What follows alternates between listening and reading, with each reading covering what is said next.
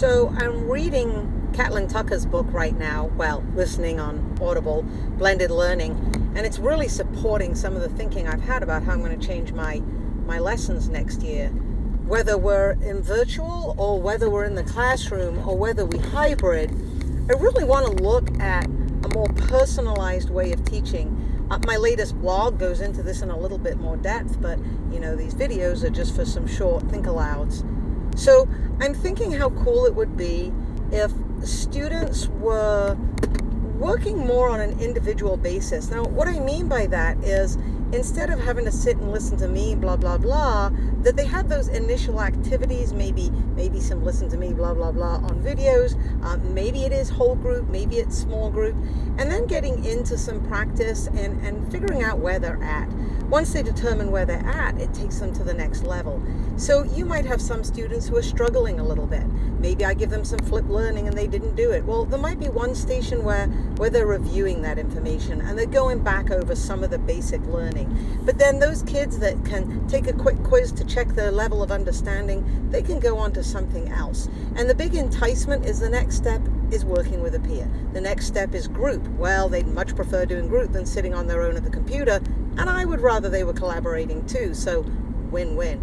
Then perhaps there's another little quiz or a stop check, something that finds out where they're at with their learning.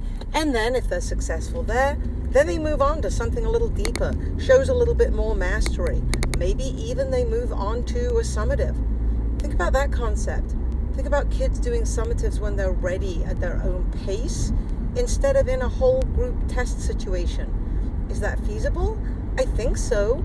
Will it stop them being ready for the Georgia milestones? I don't think so. First of all, they're going to be doing all the traditional learning in many of the other classes, but I really don't. I think it'll make them better students. I think it'll make them stronger. Could it be more hard for me to manage? Maybe. And then some of those kids are going to rush through, right? They're going to rush through to be finished early. Well, guess what? That's going to show in their summative. So if they don't do well, then they have the opportunity to relearn and retake. And through all this process, they're learning how to manage their work independently. They're learning how to take care of business without me having to show them absolutely everything. Because quite frankly, when we went online distant learning and I had parents telling me that their kid didn't know how to do something, and I'm not talking content, I'm talking mechanics of an internet tool here, I was appalled. Because that meant either that kid was lying to their mom or that kid, I was helping them way too much. Because at the 6th grade level, they should have been able to manage that. So I really want them to be focused on several different things here.